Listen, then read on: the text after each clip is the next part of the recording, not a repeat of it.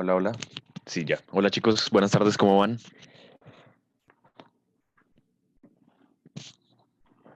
Ya estamos esperando a que se conecte el profe e iniciaremos con la clase del día de hoy.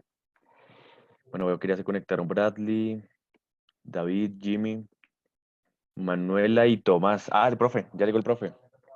Supongo que ya está configurando la transmisión y todo esto, chicos. ¿Qué más que me cuentan? Buenas tardes, chicos, ¿cómo están? ¿Cómo Hola, profe, buenas tardes. estás, Nicolás? ¿Bien? Bien, bien, bien, profe, ¿y tú cómo vas? Bien, bien. Ahí vamos, estudiando también, juicioso.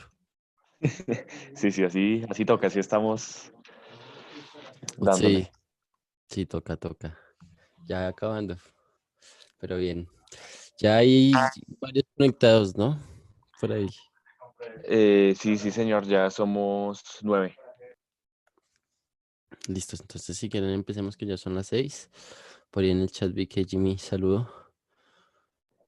También Brad. Listo, buenas tardes muchachos a todos. Gracias por estar ahí puntuales. Vamos a empezar con la clase de hoy.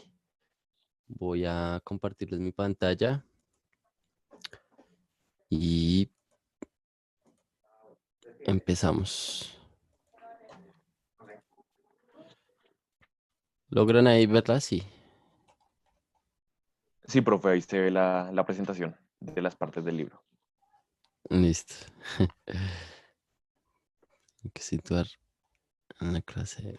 Entonces, tenemos octavo para la temática de hoy.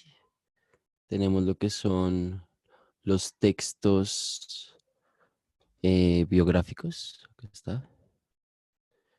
Testimoniales, biografía, los textos testimoniales, autobiografía y diario. Y para lo que es grado noveno tenemos propósitos de los medios de comunicación. Entonces, esas van a ser las dos temáticas de hoy. Ayer no alcanzamos a abordar una partecita de los medios de comunicación de noveno, entonces pues voy a correr, ¿sí? En buenos términos, ¿sí? No tratar de demorarme tanto en la explicación para abordar esa parte, empezar con toda la explicación. Cualquier duda, inquietud, pues me van comentando, ténganla ahí presente. Entonces, en lo que es hoy los textos testimoniales, biografía, autobiografía y diario, pues tenemos que entender que todo lo que hace alusión a los textos testimoniales tiene que ver con nuestros sucesos que hemos vivido, ¿no? Entonces, cada uno de nosotros ha tenido unas experiencias debido a un entorno y pues dadas las circunstancias, no sé, también podríamos decir al azar, a Dios, a muchas causas que es simplemente a la humanidad, a la existencia, al tiempo, al universo. Diferentes causas uno le puede atribuir la existencia de uno, pero pues así nosotros no hayamos querido traer acá, pues venir acá, perdón, pues estamos y disfrutamos una cantidad de circunstancias y vivimos una cantidad de experiencias. Y esas experiencias, pues todas ellas las hemos retratado y distribuido en la escritura, en un género literario, sí, ya considerado por los teóricos de la literatura, que tiene que ver con lo biográfico, lo autobiográfico, y por eso hoy vamos a hablar sobre los textos testimoniales. Entonces, todas esas experiencias van a caber ahí en esa escritura que se como especializa, se refina, es muy detallada, da unas características también y tiene unos elementos precisos.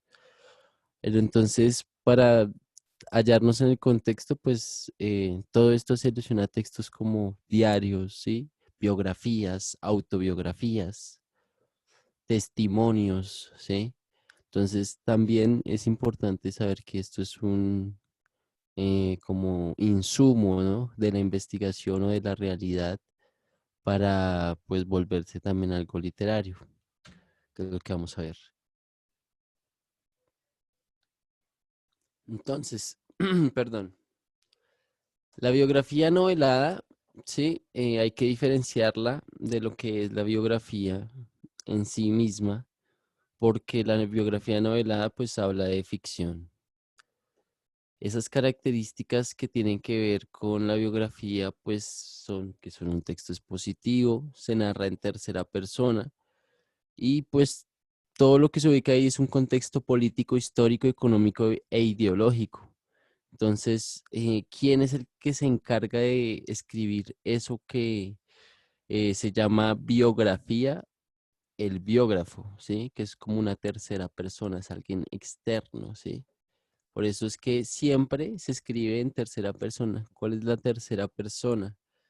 La primera es yo, la segunda es tú, la tercera son él o ella, ¿sí?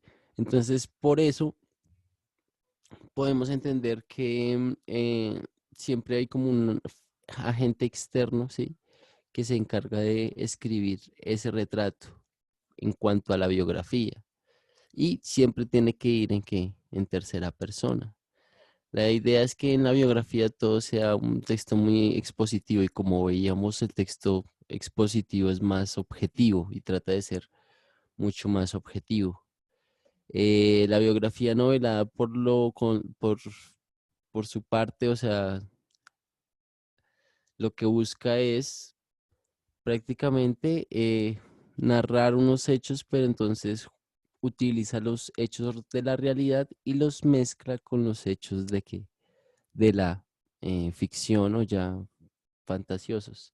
Este concepto nace en el siglo XVII y pues también podríamos dar cuenta que antes del siglo XVII, antes que naciera el concepto y se tuviera en cuenta y presente dentro de los estudios literarios, pues ya habían escrito biografías hace mucho tiempo y se encontraron biografías de gente de hace mucho tiempo.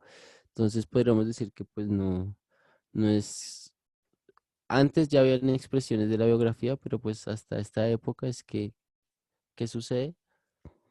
Pues se como que legitima, ¿no? Se institucionaliza el concepto. Podríamos entender también el otro concepto que tiene que ver con la autobiografía, que ya tiene que unas características totalmente distintas, ¿sí? Porque yo lo narro en primera persona, eso quiere decir que yo soy el que cuento mis experiencias, mis recuerdos, las formas que yo tengo para poder dar cuenta de las experiencias que viví o que visité ciertos lugares o que estuve compartiendo con ciertos personajes o por el contrario que sufrí un flagelo, ¿sí? Y tengo que contar mi testimonio como hoy en día eso también pues se vende mucho, ¿no? Lo autobiográfico como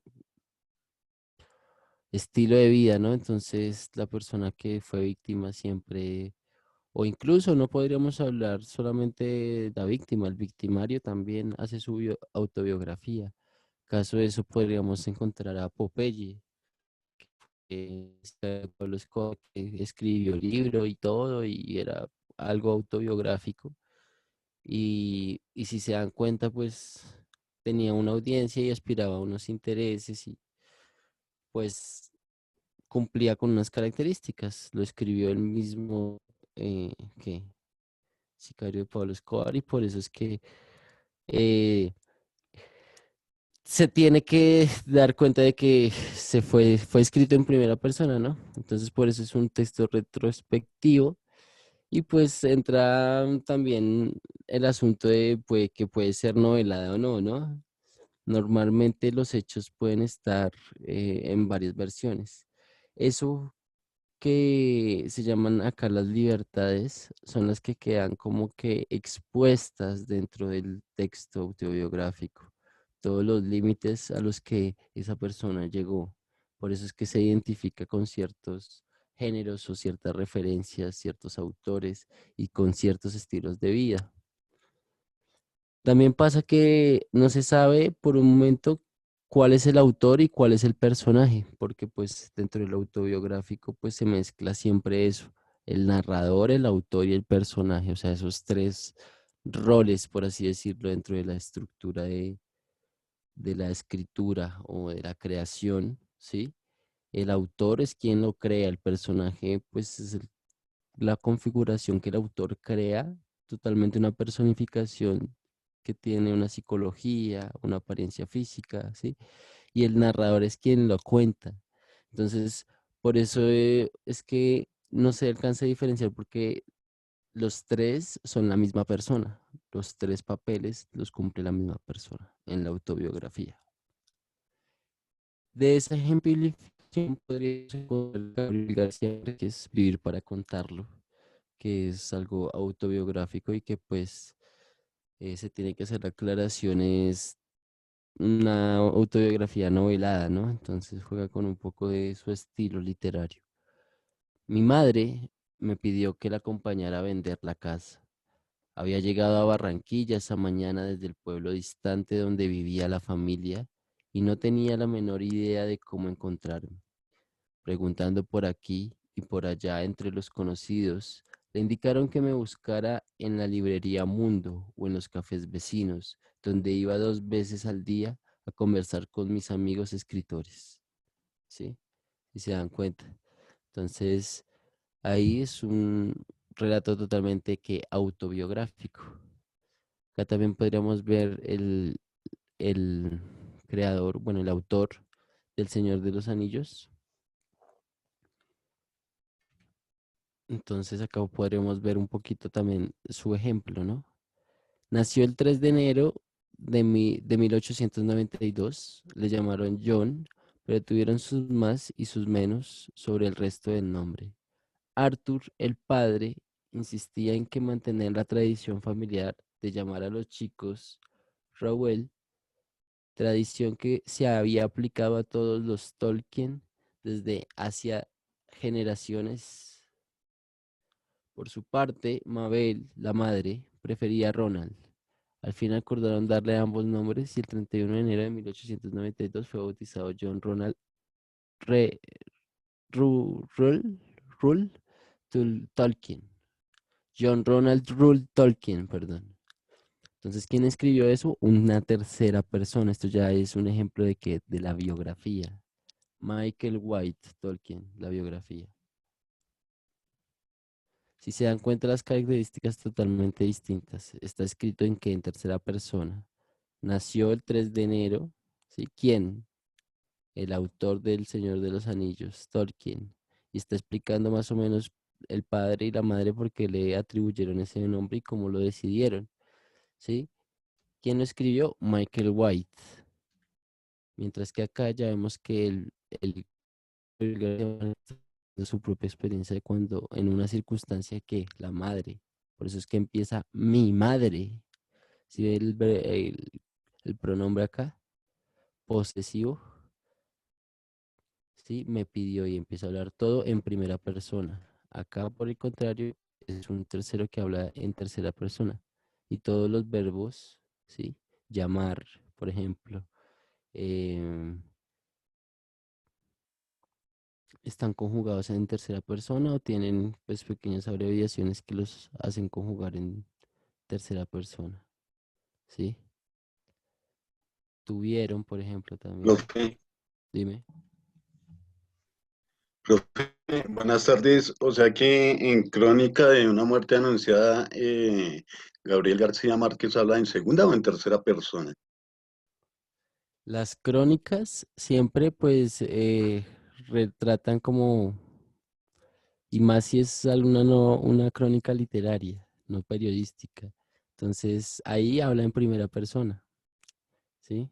Nunca en, o sea, como que puede jugar con los dos roles porque puede atribuirle a unos hechos. Creo que el inicio de Crónicas de Muerte Anunciada comienza describiendo un asesinato, si no recuerdo, si mal no recuerdo. Entonces, ese asesinato está escrito en qué? Vayamos a ver el ejemplo. A ver, rápidamente. Porque sí está válida la pregunta, porque es que acá, como es un relato testimonial, uno ya entiende que, bueno, la biografía está en tercera persona, mientras que la autobiografía, que es la que uno mismo construye de uno, el relato de experiencias y de vivencias y de recuerdos propios, entonces ese ya es en primera persona. En Crónicas de una muerte anunciada, Profe, yo creo que las crónicas de una muerte anunciada es una biografía, porque si la autobiografía es que, bueno, primero uno habla en primera persona, después uno ya después, cuando muere, pues no puede hablar en primera persona, entonces yo creo que es una biografía. bueno, gracias por participar. eh, pero es totalmente distinto el género, ¿no? O sea, cuando hablamos de crónica, lo que veíamos ayer con los textos periodísticos informativos era que la crónica salía de lo periodístico, es que también jugaba con la ficción y con la subjetividad del autor, pero retrataba como pequeñas, como que lugares. ¿Se acuerdan de Crónicas de Narnia? Ustedes hicieron una pregunta de Crónicas de Narnia. Entonces, ya una crónica es muy distinto a la biografía o la autobiografía. La crónica puede incluso escribirse en tercera y en primera persona, porque pues miren, eh, les voy a ejemplificar. Hace un par de años en su casa de Bogotá, al frente del Parque del 88, le pregunté a García Márquez, bueno, pero ese es Santiago Gamboa, ese es el prólogo. Acá, La Casa del Amor. El día que lo iban a matar, Santiago Nazar se levantó a las 3. Ya eso, hay un narrador, ¿cierto? Hay alguien que está escribiendo los hechos, que es el cronista en este hecho. Entonces, los hechos que están pasando los está escribiendo en que en primera o en tercera persona. Miren, se cuenta, el día que lo iban a matar, ¿a quién? A Santiago Nazar, no En a él. tercera persona. Ok, sí, exactamente bien. Entonces, en tercera persona. Yo creo que en tercera persona, profe, ¿no? es- Él Sí, está narrando un hecho de un asesinato. No está hablando del asesinato de él. O, perdón, de que lo van a asesinar a él, sino del asesinato de otra persona. exactamente. Como si hubiera sido testigo de todo lo que había hecho antes de que fuera asesinado, ¿sí? Tenía una reputación, había dormido poco y mal sin quitarse la ropa. Así, hay un narrador y por eso es que está en tercera persona. Y la crónica, o sea, puede jugar con la primera o la tercera persona, ¿sí? Cuando hablamos ya específicamente de lo que es la biografía y la autobiografía, ¿qué es esto? Que son los relatos o los textos testimoniales, ya los identificamos de esa manera. O sea, la biografía ya es que está escrita en tercera persona, siempre, siempre, nunca en primera porque es un tercero que hay un narrador o hay un biógrafo, ¿sí? Mientras que hay un biografiado, ¿sí? Que está siendo biografiado, valga la redundancia, em, pues, si me hago entender, está escrita en tercera persona, ese es como el elemento característico que lo constituye. Más no es que la crónica de una muerte anunciada y más, o sea, si es una biografía o es una autobiografía, no, porque cuando, por ejemplo, pregunten eso, ustedes dicen, o sea, no porque la crónica es otro género literario que viene del periodismo y puede utilizar tanto que la tercera como la primera persona. En la primera persona, en una crónica, yo puedo hablar desde, es que a mí me parecían ayer veíamos el ejemplo con una crónica acá, miren chicos, rápidamente, ya, avanzar, texto informativo, la noticia, el reportaje. Entonces, veíamos el lenguaje publicitario acá, 30 de marzo, no. Textos informativos. Entonces, acá veíamos el ejemplo, sí, de una crónica. Dice, la crónica conjuga la narrativa histórica de la ficción y el periodismo con la literatura. ¿Sí? Y acá hablaba de que una descripción de Nueva York. Nueva York es una ciudad de cosas inadvertidas. Y está haciendo una descripción, pero si se dan cuenta, toda lo está haciendo que en tercera persona. Pero son hechos que selecciona quién, el cronista. Entonces también era que una persona, pero también dentro de su conjugación pueden haber ejemplos de que eh, esa crónica está escrita, puede estar escrita en primera persona. ¿Correcto? ¿Entendido para la pregunta que me dijeron? Sí, profe, gracias. Listo. Entonces, por eso es que hay que entender esos elementos claros. En biografía siempre es un tercero, tercera persona quien lo escribe. En autobiografías soy yo, entonces soy en qué, primera persona. Ya cuando vemos lo que es, en este caso, bueno, acá habían como ejemplos de diferentes biografías y autobiografías, que unas son noveladas, ¿sí? Y necesariamente también uno puede decir que la autobiografía de uno, pues, puede tener una. Uno no puede ser objetivo, no puede quizá evadir ciertos momentos, ¿no? Es por eso la implicación de un tercero, por eso la duda de si la autobiografía es 100% fiel o más bien juega con la literatura y eso ya es un género literario en sí mismo. Y sí se ha considerado así, ya veíamos que es del siglo XVII. Entonces, estos son como tres ejemplos de autobiografía. La otro es el diario, ¿sí? Este texto testimonial no narra desde el recuerdo como los otros, que sitúa los hechos desde dentro de una línea de tiempo histórica, ¿sí? Sino desde el presente. Entonces, siempre está escrito en presente porque un diario se caracterizaba por eso, al igual que como una bitácora, de hacer un registro continuo de los sucesos o actividades que hacía la persona que tenía un diario, ¿no? Entonces, esto es un subgénero de la autobiografía y puede tener, pues, tintes literarios o no puede tenerlos, ¿sí? Se escribe en primera persona siempre. Un ejemplo de esos más conocidos es el diario de Ana Frank,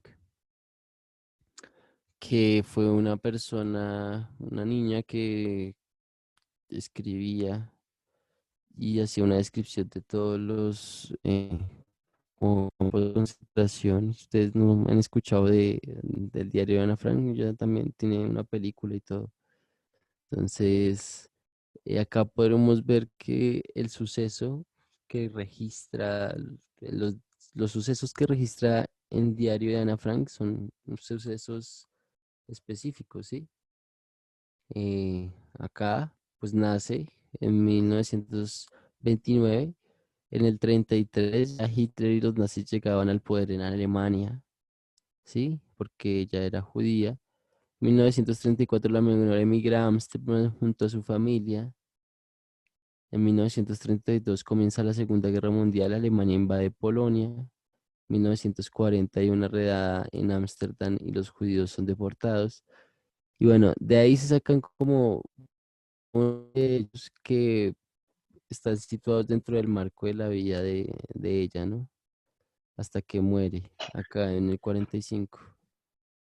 Profe, hay una película buena que se llama El diario de Bridget Jones y se refiere a lo mismo, a la historia de una muchaca que cuenta ella misma su vida y ella misma va escribiendo su diario. Entonces ahí podemos ver de que si realmente un diario siempre se escribe en primera persona, que se refiere es a uno, ¿no? Muy bien, sí, perfecto. Yo no he visto la película, pero sí, chévere el aporte para tenerla presente. La voy a buscar y la voy a ver. El diario de Bridget Jones. El diario de Bridget Jones es una drama comedia. Es bueno porque es drama y es comedia al mismo tiempo, entonces es muy buena.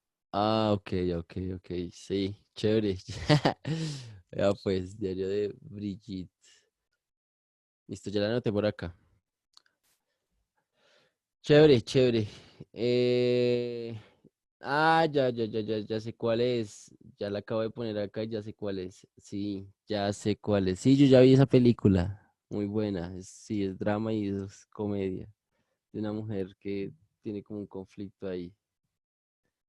Chévere, chévere, ese es un buen ejemplo.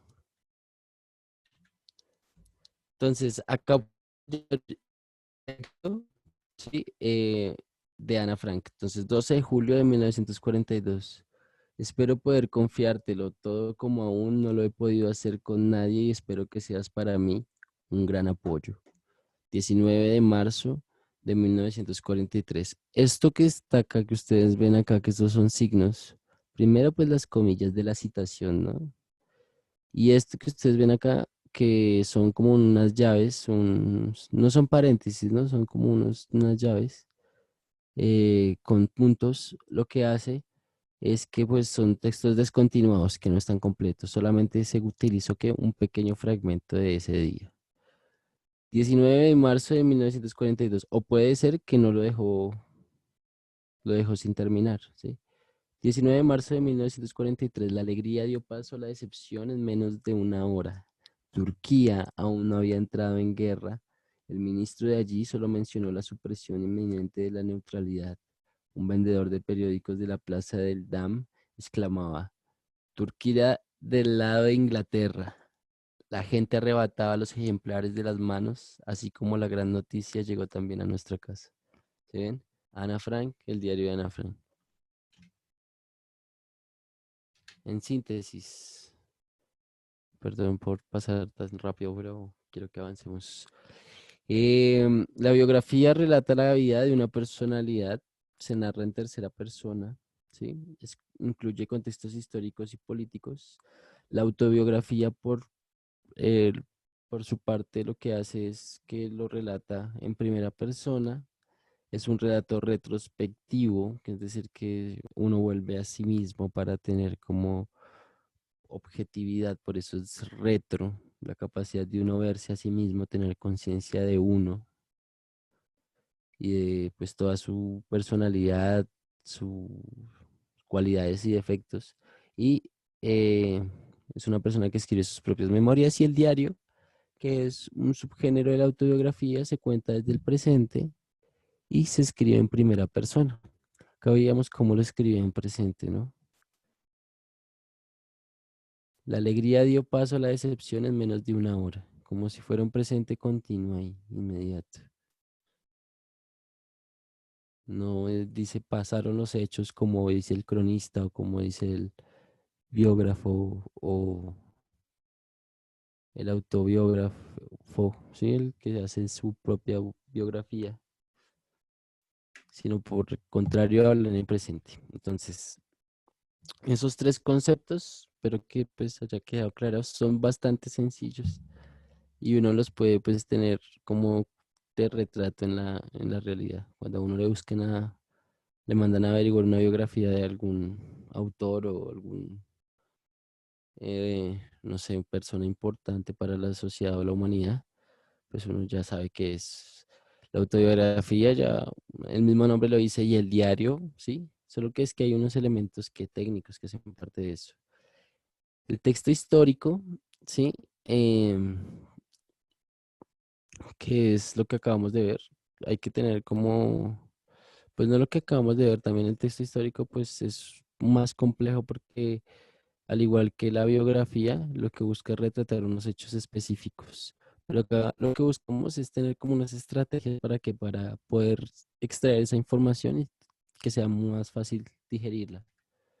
Entonces, el historiador lo que busca es, a partir de todas las fuentes que él tiene o se presentan a su disposición, situar un documento escrito que analiza de manera detallada y critica el pasado. Entonces, es una reconstrucción, podríamos decir que el historiador lo que hace es una reconstrucción del tiempo, ¿sí?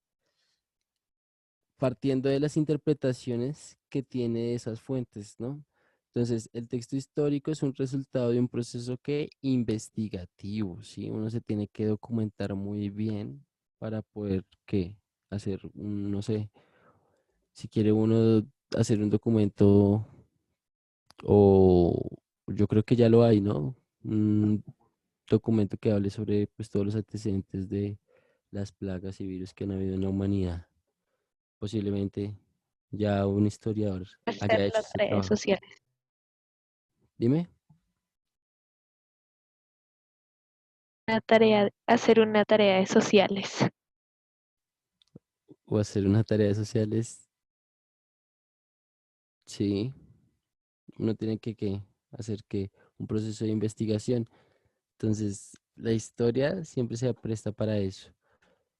Pero entonces nosotros tenemos acá en Colombia también nuestros propios relatos testimoniales. No sé si ustedes conocen el Basta Ya, que es un archivo digital que narra pues todos los masacres que han habido acá en Colombia, y lo que busca es pues no sé, como reconstrucción y el perdón a través de pues contar la verdad para que esto no quede impune. Entonces acá vemos, por ejemplo, los relatos de uno de esos personajes y cómo lo cuenta. Primero, antes de que suelte el relato, así como las historias del último adiós hacen también parte importante de estas memorias. La esposa de una de la esposa de una de las víctimas de la masacre de Remedios, Oriente Antioqueño, del 2 de agosto de 1997, reconstruye la noche en la que los paramilitares se llevaron de manera forzada a su esposo. Esa noche que lo sacaron a él, iban por mucha gente. Entonces, cuando yo desperté, entonces lo llamé. Ya él estaba despierto. Bueno, perdón, eh, perdón, vuelvo a leer. Es que me perdí por esto otra vez. Recuerden que esto es como que son fragmentos o que se hacen pausas largas, deja uno como que no termina la idea, la corta. Entonces, ¿ya es la voz de quién? De la que se llevaron a al esposo. Esa noche que lo sacaron a él, iban por mucha gente. Entonces, cuando yo desperté, entonces lo llamé. Ya él estaba despierto también, pero él estaba ahí callado. Bueno, entonces preguntaron que dónde está Carlos Rojo. Él se levantó y le dijeron, me hace el favor y se viste y se lleva los papeles. Él no hablaba nada, él era callado. Entonces se vistió y salieron. En la sala de la casa habían unos zapatos de los muchachos, le quitaron los cordones y le agarraron las manos. Entonces a mí me dijeron que me recogiera en una pieza de estas con los niños y cerraron la puerta. Cuando ya fueron a salir con él, entonces a uno de los muchachos lo llamó. Entonces él lo único que les dijo fue, adiós hijos, manéjese bien con su mamá.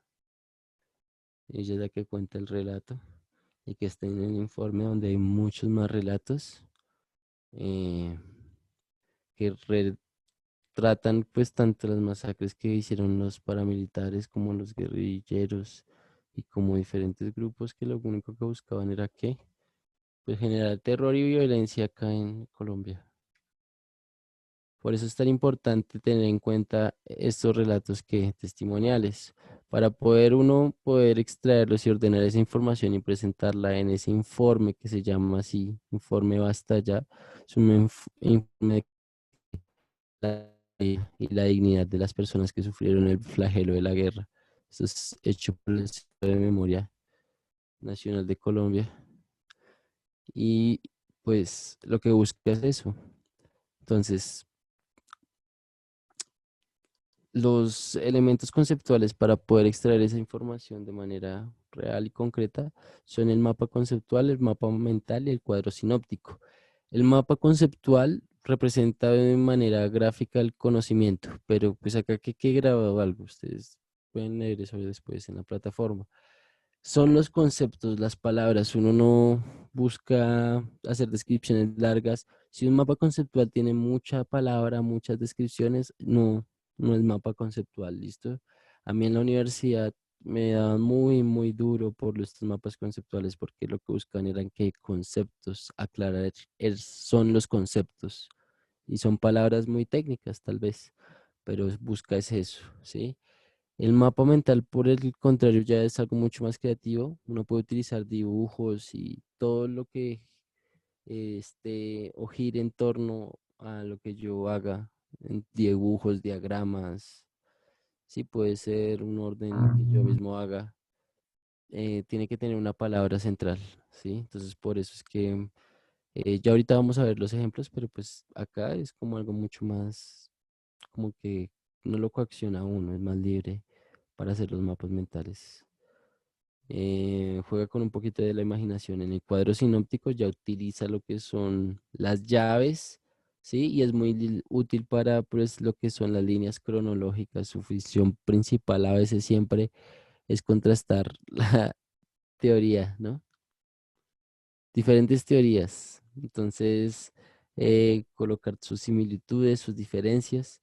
Es normal que lo encontremos en filas y columnas. Entonces, ustedes ya lo van a ver acá. Mapa conceptual, si se dan cuenta. ¿Sí? La independencia de los países latinoamericanos produjo una crisis económica, si se dan cuenta el concepto, que trajo el endeudamiento en Inglaterra también. Eso es de puros sociales, que promovió libre cambio e instauró una economía agrícola centrada en el monocultivo y bueno, y ya, más conceptos, pero que únicamente no utiliza imágenes, no utiliza, no, o sea, otras herramientas para nada, o sea, sino si vemos por el otro lado el mapa mental, si ya tiene un dibujo, ya son los dos personajes enrollados, ¿sí? Entonces cambia, son sus características distintas. Entonces, pues aprendimos tal vez así rápidamente que todo proceso de historia es un proceso investigativo, ¿no? Parte de una reconstrucción de unos hechos y pues esos hechos pueden variar dependiendo de quién los cuenten, ¿no? Porque pues tampoco fuimos testigos de ellos. Entonces es siempre un aspecto ideológico que la historia como que cuenta y narra y puede también ser utilizado para ciertas intenciones.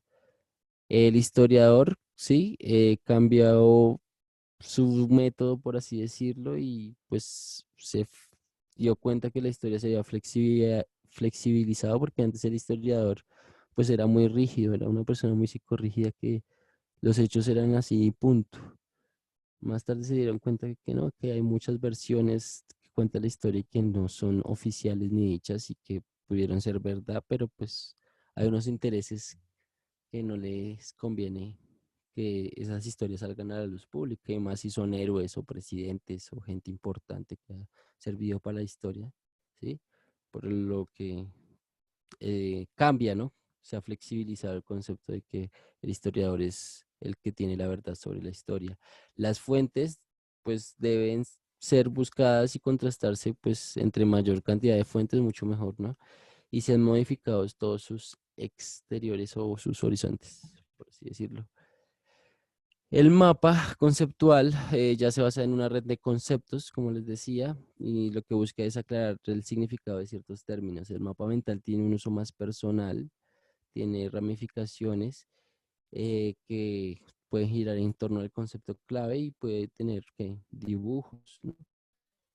Pues, óptico muy útil a la hora de hacer líneas cronológicas. Vamos a ver un ejemplo. Yo no puse ejemplos de esos. Ah, no le puse. Se los debo, chicos. Pero yo los tenía presentes. El de cuadros sinópticos. Bueno, se los debo. Vamos a pasar al segundo tema, que es el papel de los medios de comunicación en la sociedad. Los medios de comunicación se encuentran de manera constante en la sociedad, modificando sus modos de vida, elecciones, costumbres, el consumo y la opinión pública. ¿Sí? Los medios de comunicación, como veíamos ayer, pues constituyen una parte fundamental de la sociedad porque son los que moldean la opinión pública. Influyen normalmente en los comportamientos de las personas, tanto individuos como grupos, y buscan que las personas también comprendan un poco su realidad, ¿no? O en términos positivistas, podríamos decir eso, ¿no? Esa es la intención de los medios de comunicación.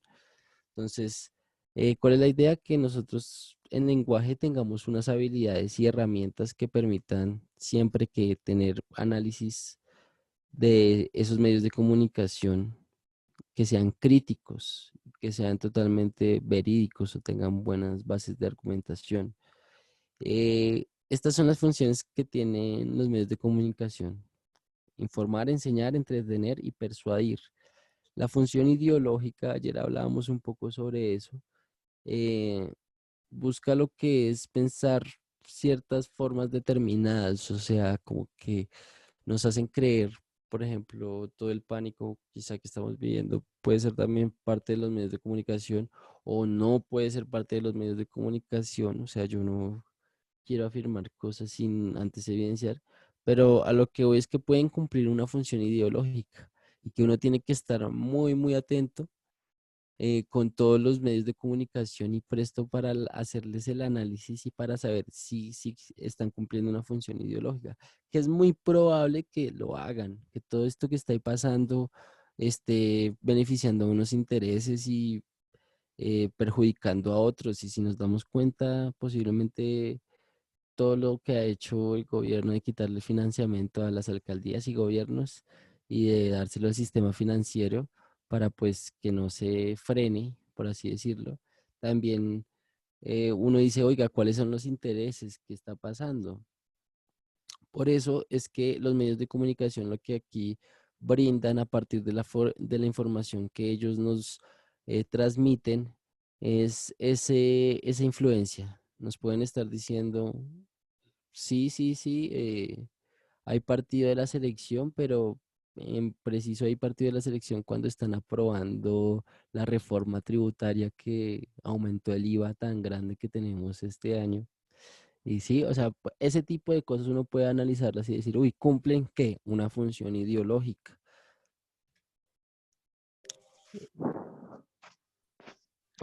Estrategia, dime.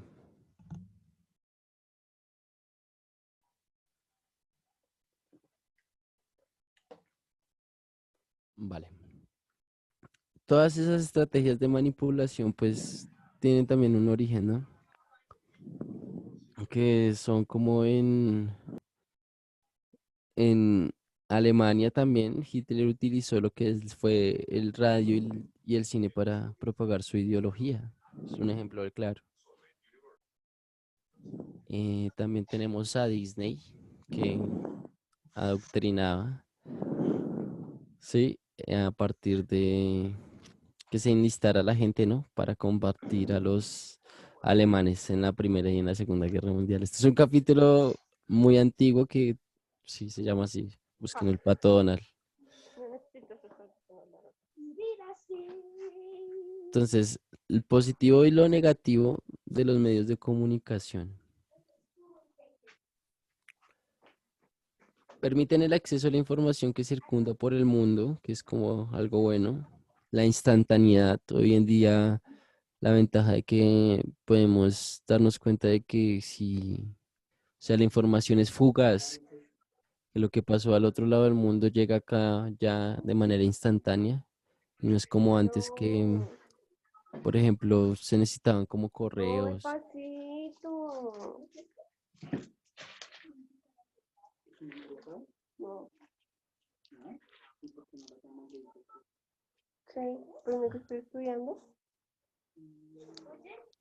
Perdón.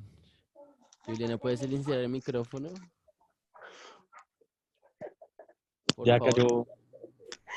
Listo, profe.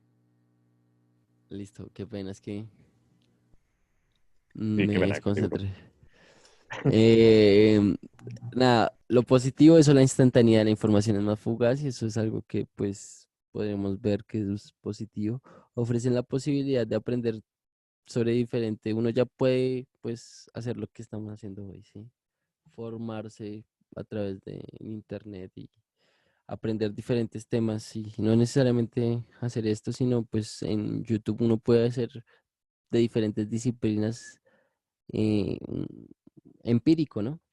Son un enlace con el resto del mundo, ¿sí? O sea, como que las distancias las acorta. Han permitido la democratización y pluralización de la comunicación.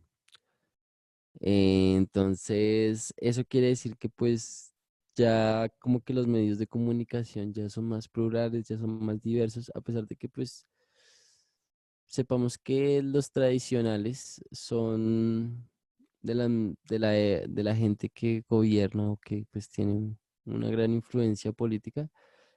Ha habido más como que diversidad en medios de comunicación y en su como que medios de comunicación alternativos que surgen y como que forman resistencia en contra de esa hegemonía. Influyen de manera ya, o sea, las cuestiones negativas influyen positiva y negativamente en los comportamientos de las personas. No sé si eso sea muy negativo o muy positivo, pero pues acá también hacen aclaración positiva y negativamente. O sea, porque puede ser positivo, porque pues las cosas pueden estar mal, pero el pueblo puede, sí, estar feliz porque, no sé, diferentes razones que yo no quiero exponer mi ideología tampoco acá, pero pues puede ser porque eh, ganaron un partido, porque bueno, etcétera, etcétera. Fácilmente permiten el acceso que cualquier tipo de información que pueda ser considerada como válida, ¿sí? Entonces, permiten ese acceso a cualquier tipo de información que como que se considere inalcanzable, que el profesor solamente tiene esa información.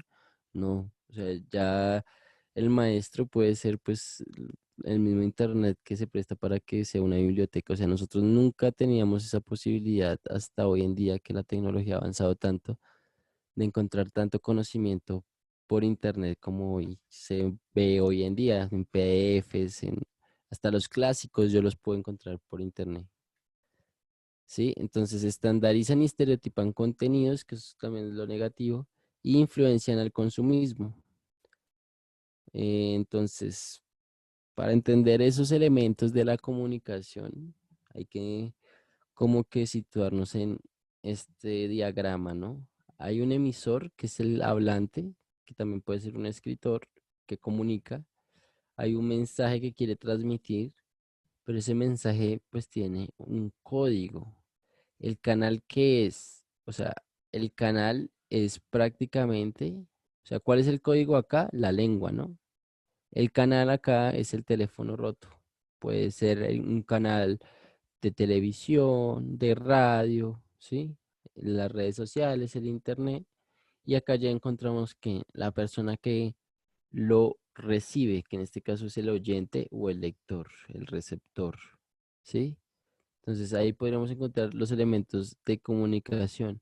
Todo eso hay un piso que lo sostiene porque obviamente no, o sea, si él no tiene la misma noción o conciencia de lo que él está hablando, posiblemente pues el mensaje no llegue, ¿sí? Entonces por eso tiene que haber un piso que se llama acá referente. Tiene que haber un referente que los vincule, que les dé conexión. Entonces, que haya una especie de armonía para que la comunicación se establezca. En síntesis, Profe, dime. podríamos considerar, por ejemplo, los sonidos como elementos de la comunicación. Por ejemplo, una sirena de una ambulancia, un pito de un policía de tránsito.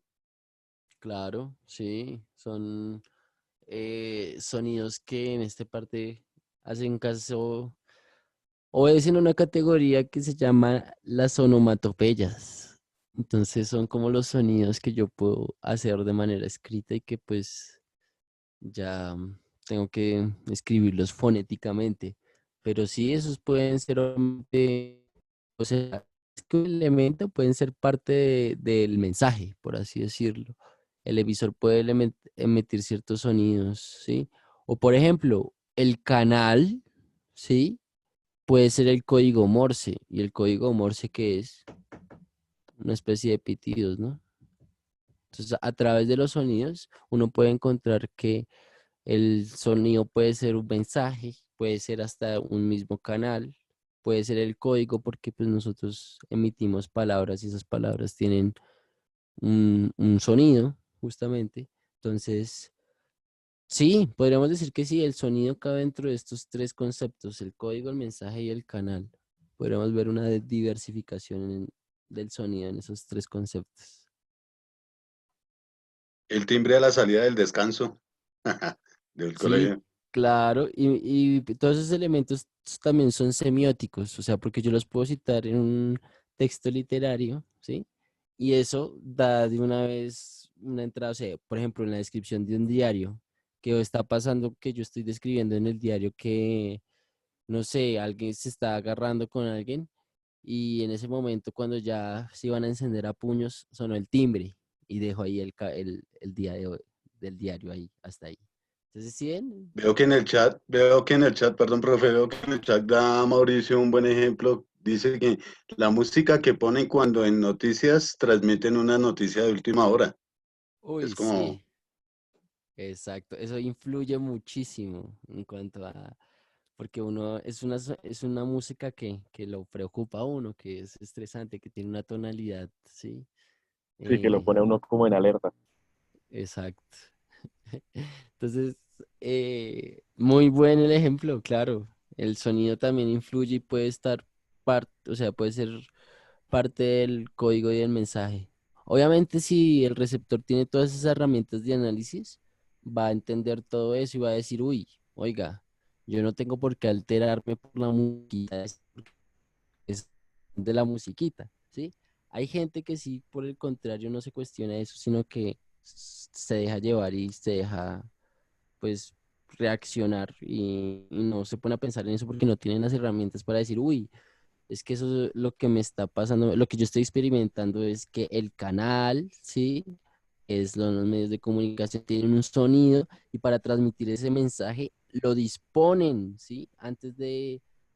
Lo disponen a uno para transmitir ese mensaje de última hora de como que, uy, pasó algo grave, ¿sí? Porque sí, eso es como una alarma, ¿no?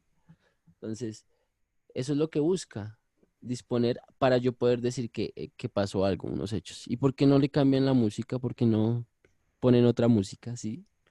Tal vez porque la intención del emisor, que en este caso es dar siempre la última hora o lo último que pasó en el país o en el mundo, tiene que tener ese tono, ¿no? Como de que es algo grave, pero a veces es algo bueno y a veces es algo malo, ¿no?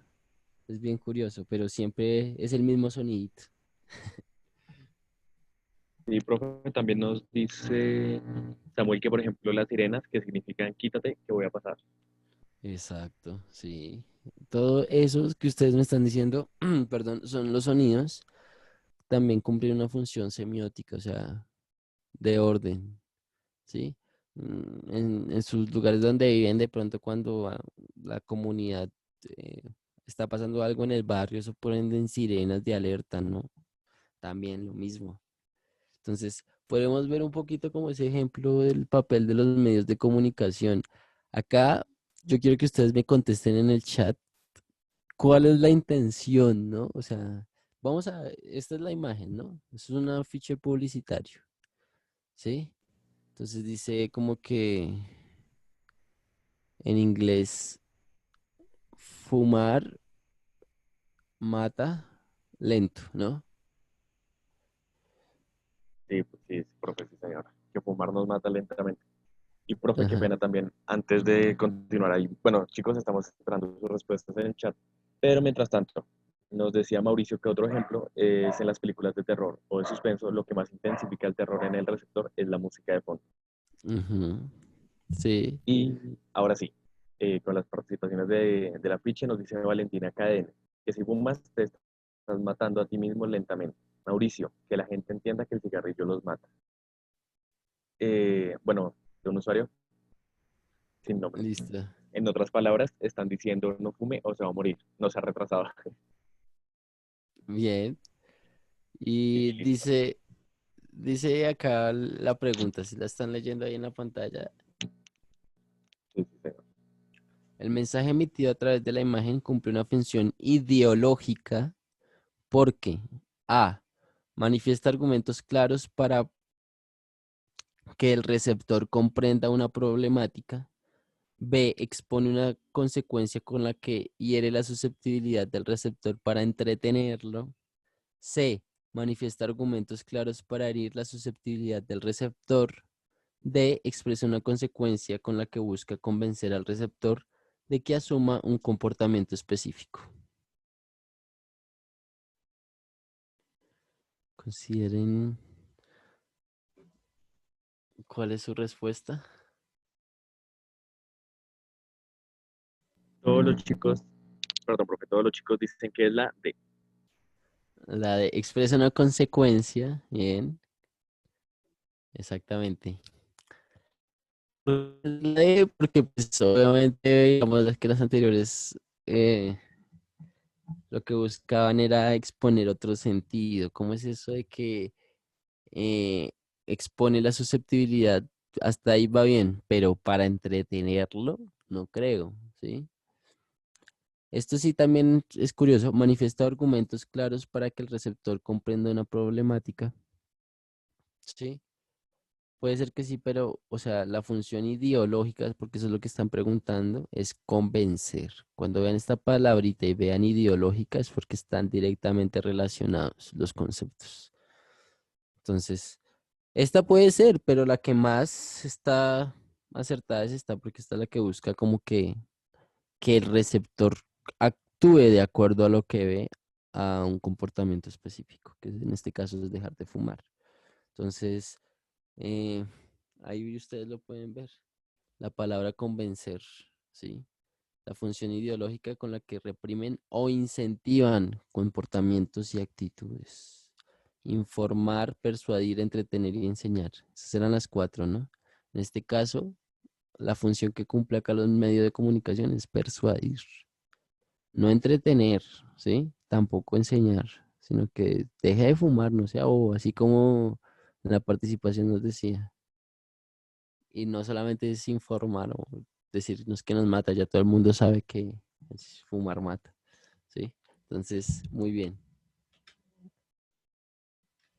Esa era como, pues la clase de hoy, chicos.